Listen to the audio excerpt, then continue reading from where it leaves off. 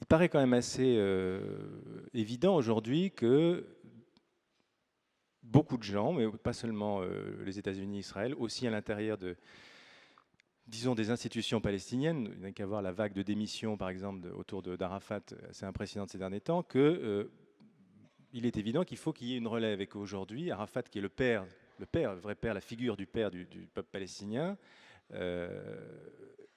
est complètement carbonisé, si je puis dire, et qu'il semble être un obstacle. Alors, pourquoi est-ce que cela ne va pas plus vite? Pourquoi est-ce que ces fameuses réformes ne vont pas plus vite du côté palestinien? Hein, voilà la première question. Et je vais peut-être donner aussi la question qui me semble tout aussi frappante à Shlomo Ben-Ami, vous demander son avis là-dessus. J'ai l'impression parfois que, assez curieusement, ceux qu'on oppose le plus souvent, c'est-à-dire Ariel Sharon et Yasser Arafat, me paraissent assez étrangement, je dirais pas complices, mais peut-être des alliés objectifs. C'est-à-dire j'ai l'impression qu'à chaque fois qu'Arafat est au bord du précipice, hein, Sharon se débrouille toujours, peut-être par un bombardement sur son quartier général, pour que sa popularité revienne au premier plan et qu'il soit à nouveau remis au centre du débat. Autrement dit, est-ce que Sharon n'a pas aujourd'hui besoin d'Arafat, d'un Arafat compromis d'ailleurs, pour rester là où il est, c'est-à-dire sur la ligne que l'on connaît? Alors là, Oui, bonsoir tout le monde. Je suis très heureuse d'être là encore une fois à cette Cité de la Réussite. Je ne peux pas ne pas commencer par rendre hommage à ces organisateurs, parce que je crois que pour vous tous et pour nous aussi, c'est une grande occasion et j'espère une grande réussite. Pour répondre à la question de Sylvain Attal, je dirais effectivement que Yasser Arafat est le père de la nation.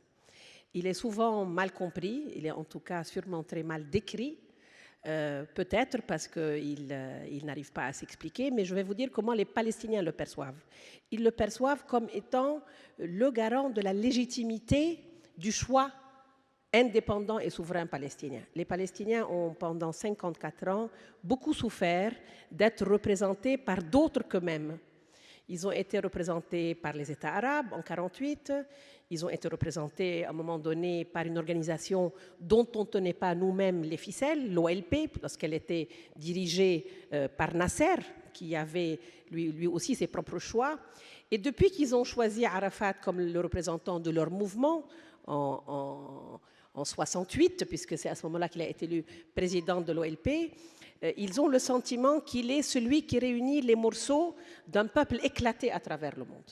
Alors, la première élection officielle, je dirais, par un vote, n'a pu avoir lieu que le jour où nous sommes rentrés en Palestine, ça veut dire en 1996, et grâce aux accords d'Oslo, il a été élu à 88% des voix des électeurs, élections, je vous rappelle, qui se sont faites sous la surveillance de l'Union européenne et donc qui était garantie comme étant démocratique.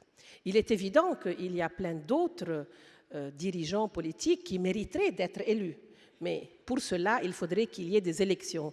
Et les élections démocratiques ne peuvent pas se faire sous occupation militaire. Or, aujourd'hui, pratiquement 98% de la Palestine est de nouveau occupée, parce qu'elle n'est même plus dans l'état où était la Palestine, ça veut dire la Cisjordanie, Gaza et Jérusalem-Est, en janvier 1996, lorsque nous avions pu faire les seules élections que nous avons faites dans notre histoire, qui ont donné lieu donc à l'élection du président Arafat, mais aussi à l'élection des 88 membres du Parlement palestinien qu'on appelle le Conseil législatif. Alors pourquoi ça ne va pas plus vite, puisque nous avons souhaité des élections et que le président Arafat les a annoncées pour le 20 janvier, mais je ne suis même pas sûre qu'elles pourront avoir lieu le 20 janvier, parce que nous n'accepterons jamais, et vous ne devrez pas accepter, qu'elles se fassent sous occupation militaire, parce qu'elles ne seront pas libres ni pour les candidats qui vont devoir faire campagne pour être des candidats à l'élection, donc ni pour les candidats, ni pour les électeurs. Là, je vous interromps, enfin on se connaît depuis suffisamment longtemps pour que je puisse vous interrompre. Oui, bien sûr. Vous avez très justement dit qu'effectivement les conditions matérielles d'une élection ne sont pas forcément réunies, ce qui est évident. Néanmoins, il n'y a pas que les conditions matérielles d'une élection. Vous les appelez matérielles, je les appelle politiques. Politique et matériel, c'est-à-dire oui, on voit alors, pas parce que matériel peut prêter à équivoque. Oui. Si vous voulez politique. Mais il faudrait aussi, par exemple, qu'on ait une idée, par exemple, de qui, à part Arafat, c'est-à-dire est-ce qu'il y a des prétendants déclarés? Ah oui, mais bien sûr. D'ailleurs, lorsqu'il a été j'en ai pas vu. Ah oui, mais parce que peut-être que vous n'avez pas regardé d'assez près, et je reproche en général aux journalistes de ne pas regarder d'assez près, parce que non, c'était pas Ce n'était pas pour agresser Sylvain, qui suit depuis longtemps la question, mais je dirais que vous ne pouvez pas regarder d'assez près, parce que tant qu'il n'y aura pas les conditions qui assurent aux candidats, vous l'avez dit vous-même, pour qu'on puisse assurer aux candidats le droit de s'opposer dans leur candidature, non seulement au président Arafat, il faut qu'il y ait d'autres candidats. Je vous rappelle qu'en 1996, la seule personne qui a eu le courage de s'opposer à Arafat était une femme. Et elle s'appelait Samiha Khalil, elle est décédée. Et elle a eu beaucoup de courage parce que c'est la seule qui a accepté d'être une candidate et elle venait d'un autre bord politique et elle a eu quelques 2-3%.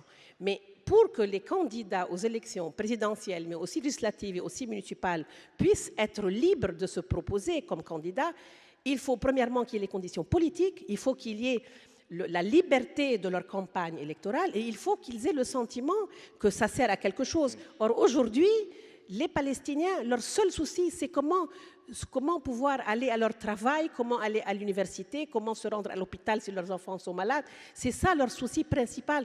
Et vous êtes très loin de leur sentiment de désespoir total lorsque vous dites qu'ils peuvent penser aujourd'hui même à choisir des candidats ou à se proposer comme candidats. Mais je vous promets qu'il y a beaucoup de candidats. Oui. Vous ne contestez pas sur le fond qu'Arafat ait pu faire son temps. Non, bien sûr, tout le monde fait son temps. Moi, je dirais que même moi-même, j'ai fait mon temps comme représentante de la Palestine en France. Il faudrait voir de nouveaux visages. Je suis pour un changement régulier, démocratique par élection de tous les postes élus, depuis le président aux délégués, aux ministres et aux parlementaires. Et nous continuons à dire que nous souhaitons les élections le 20 janvier, mais je ne vois pas l'armée israélienne malheureusement se retirer d'ici le 20 janvier. Et donc les Américains parlent plutôt d'élections possibles peut-être vers le printemps. Mais je vous dirais, s'il n'y a pas un retrait au moins des zones A et B, ça veut dire pratiquement des zones qui étaient déjà autonomes aux dernières élections, il ne pourra pas y avoir d'élections. Et la population palestinienne la souhaite terriblement. Et rassurez-vous, il y a beaucoup de candidats et de candidates. Alors, Shlomo Ben-Ami va vous répondre sur la question de ces élections. D'abord, Shlomo Ben-Ami, dans votre livre, vous avez fait un portrait assez dur de Yasser Arafat, dont vous dites pourtant qu'à un moment donné, vous avez eu pas mal d'admiration pour ce qu'il a représenté, mais suivi d'une grande déception.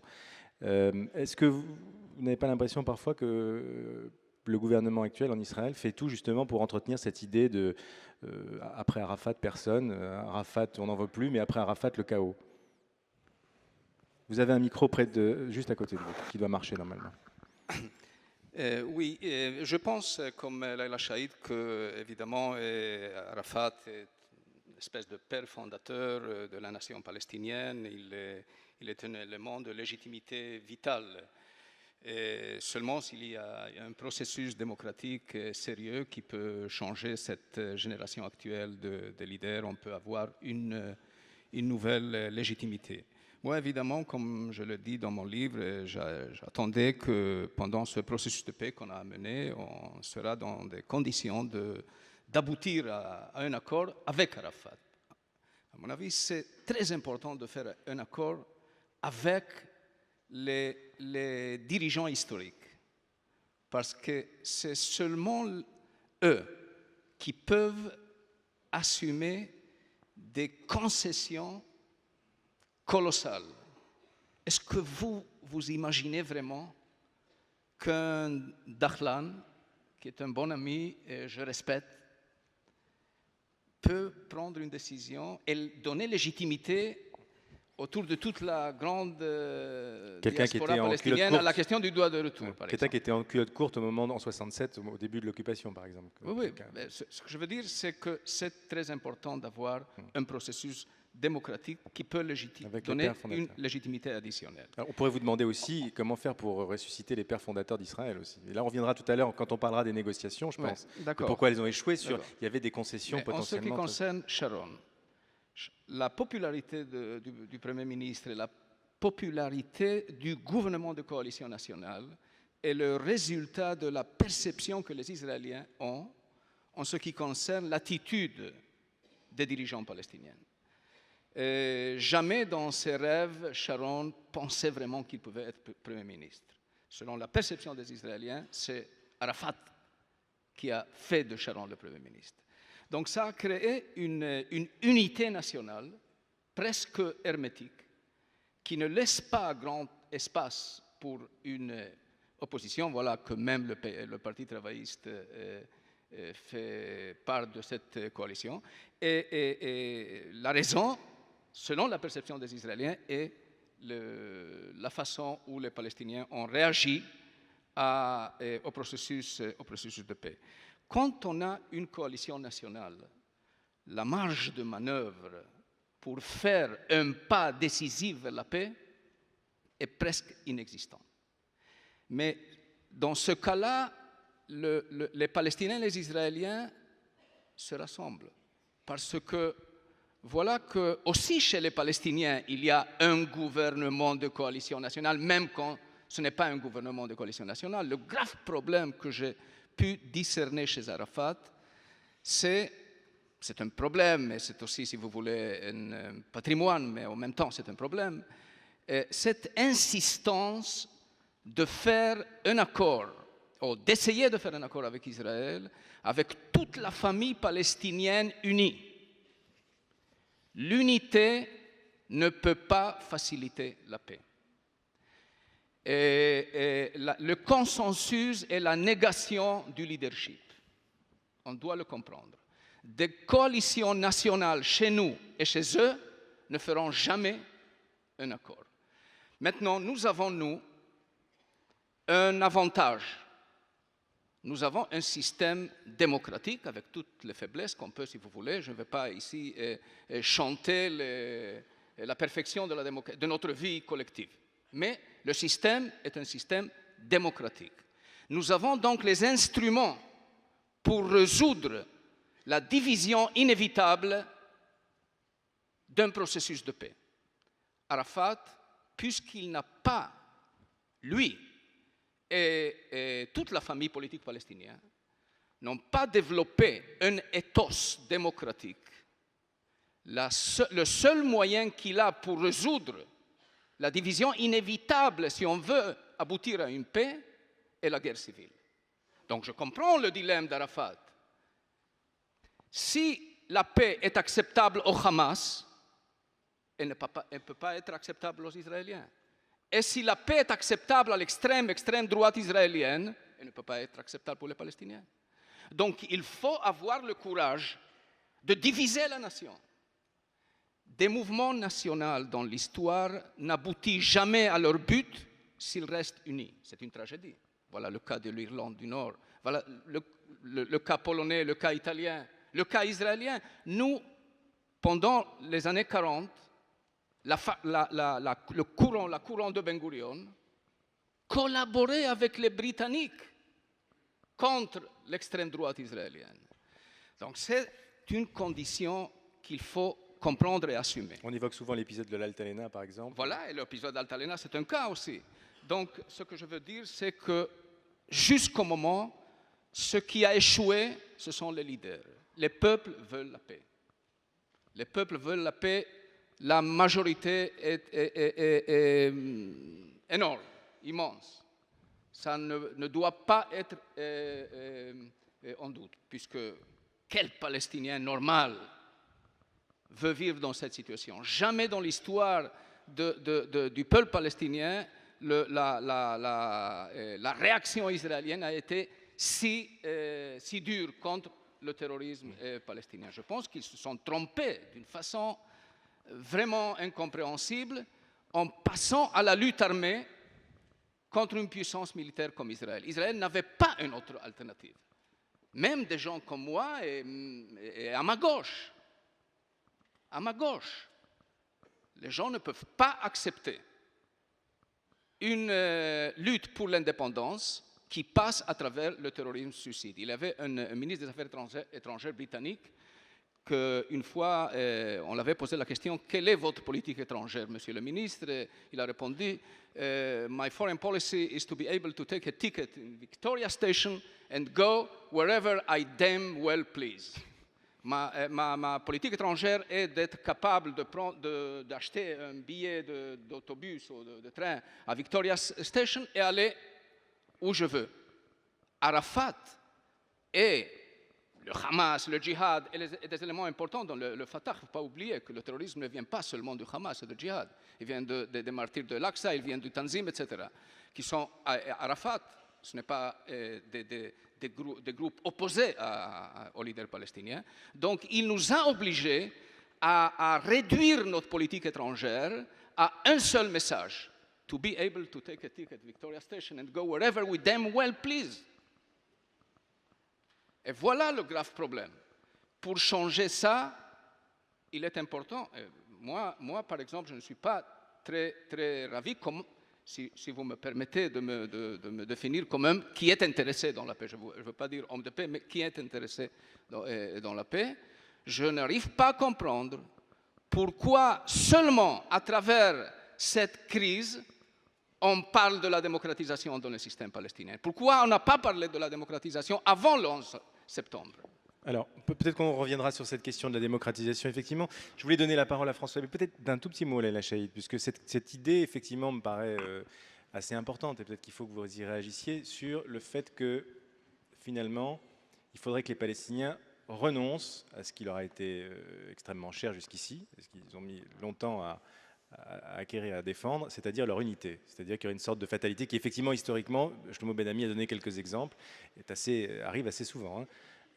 Comment réagissez-vous à cette idée-là, précisément? Oui, premièrement, je rappelle que, contrairement au gouvernement israélien, qui est une coalition nationale, ça veut dire qui inclut autant la droite et la gauche, dont le parti, contre lequel d'ailleurs Shlomo Ben Ami a protesté, puisqu'il y a aujourd'hui 4 ministres travaillistes dans un gouvernement dirigé par le Likoud. Dans le gouvernement de Yasser Arafat, il n'y a pas ni le Hamas ni le Hezbollah, puisque les conditions qu'il posait pour entrer non seulement dans le gouvernement, ça veut dire dans le Conseil des ministres, mais même pour participer aux élections dont on parlait de janvier 1993, ont été refusées par Arafat et ils n'ont pas participé aux élections. Donc Arafat a fait le choix de faire les élections sans eux, de faire le gouvernement sans eux et de mener la politique puisqu'ils sont contre Oslo. Shlomo Ben Ami a raison. S'ils étaient avec, et ça veut dire que les Israéliens n'auraient pas pu accepter. Et le Hamas et le Jihad sont officiellement contre Oslo et continueront à l'être. Dans les débats qu'on a aujourd'hui, ils continuent à l'être. Il y a une différence entre la politique formelle, institutionnelle, et de devoir aussi répondre lorsqu'on arrive à des négociations sur des sujets comme Jérusalem, par exemple, qui ne concernent non seulement tous les Palestiniens, mais qui concernent aussi le reste du monde chrétien et musulman. Je parle du monde musulman et chrétien arabe, parce que le reste du monde, en tout cas, s'exprime à travers le Vatican en particulier.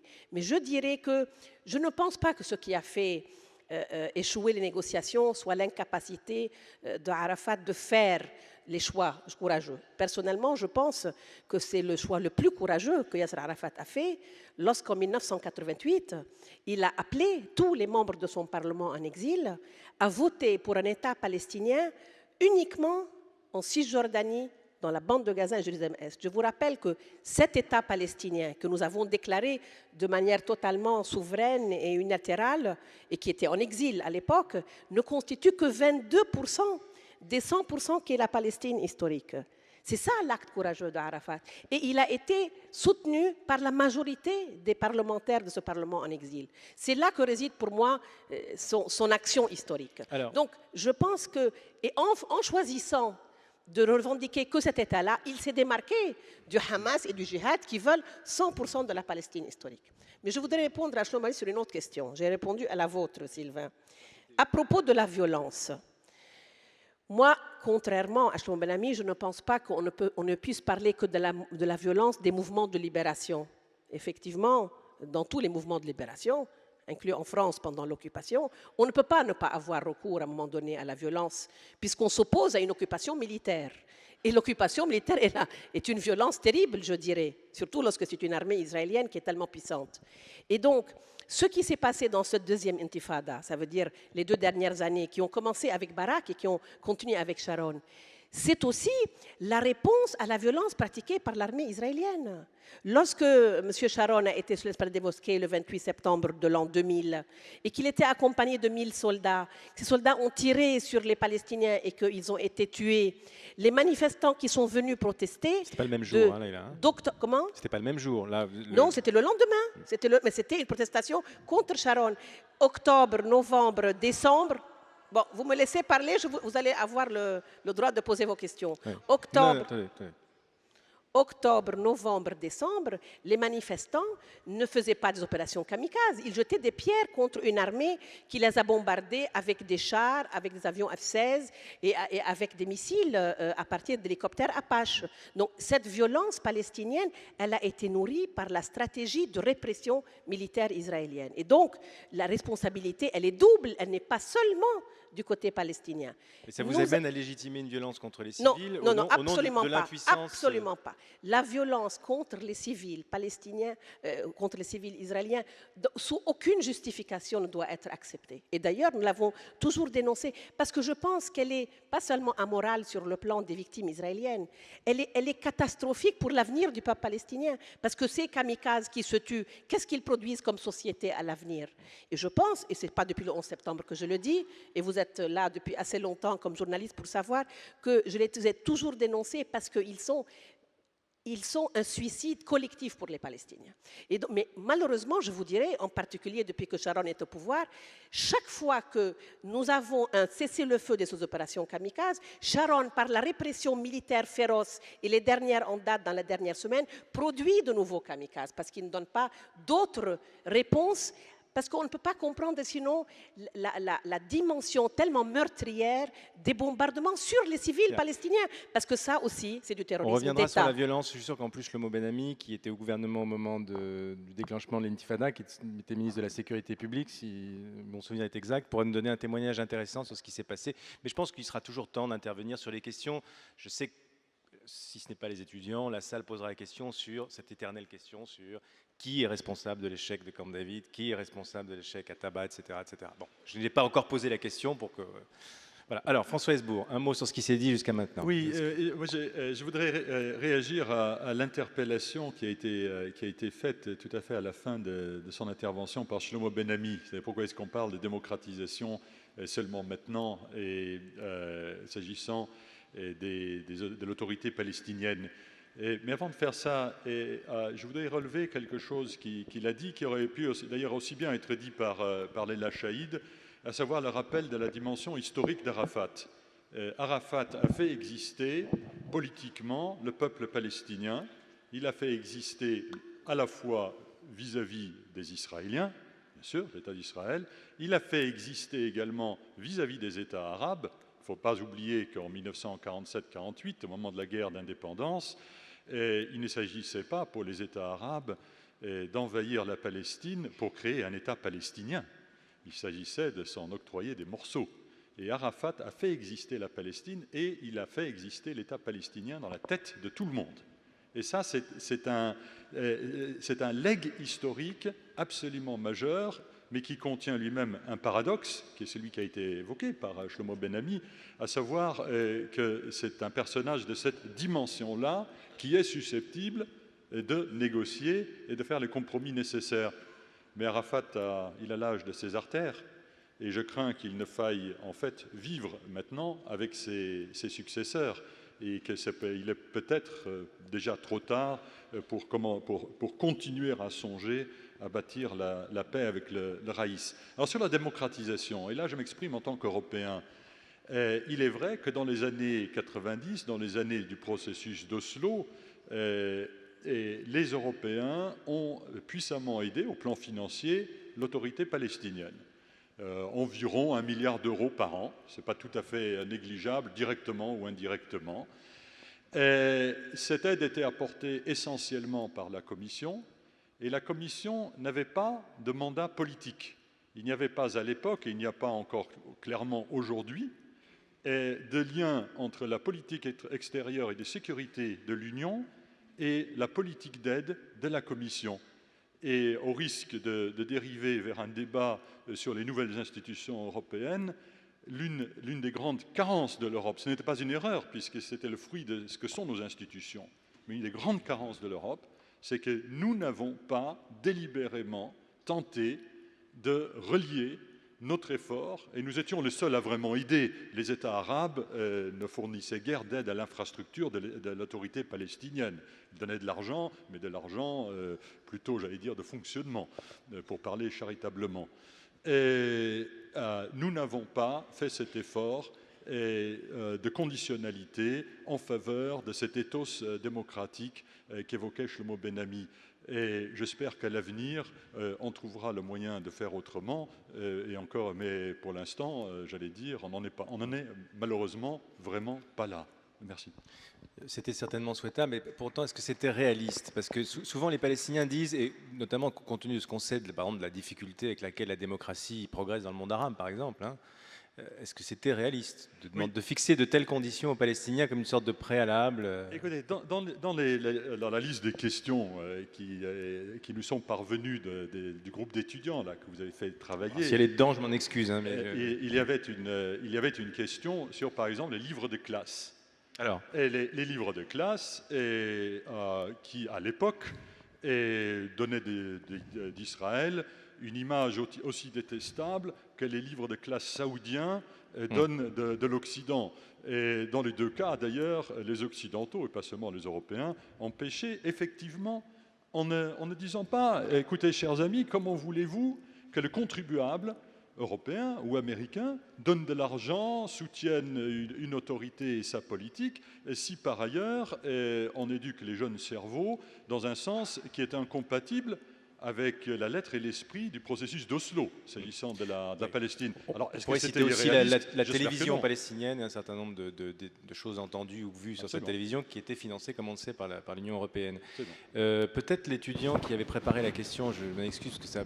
Peut-être que vous pouvez intervenir, préciser le sens de votre pensée sur cette question. Laïla Chaïd répondra. On va faire les choses un peu de manière dynamique, hein, puisque je sais que c'est une question qui vous tenait à cœur. Allez-y. Bonjour, je m'appelle Judith et je suis étudiante à HEC. Donc c'est effectivement... Comme tous les étudiants qui sont au premier rang, d'ailleurs, j'ai oublié de le dire et je m'en excuse, ce débat a été préparé par les étudiants d'HEC. Voilà, c'est rectifié. Et de l'école des mines aussi. Et de l'école des mines. Donc c'est moi qui ai posé cette question. Alors effectivement, je lis pas mal d'articles concernant le Proche-Orient et je crois savoir que la presse israélienne est quand même une presse assez ouverte, démocratique, où beaucoup d'Arabes israéliens peuvent s'exprimer. Et on voit énormément circuler cela. Et donc je voulais m'adresser à Madame Chaïd pour lui dire... Qu'est-ce que Arafat, vous qui êtes si proche d'Arafat, et Arafat compte faire dans le domaine de l'éducation? Parce que hier soir, Elie Wiesel, ici même, rappelait l'importance de l'éducation pour la paix. Pourquoi y a-t-il encore des manuels antisémites, clairement antisémites, dans les écoles palestiniennes?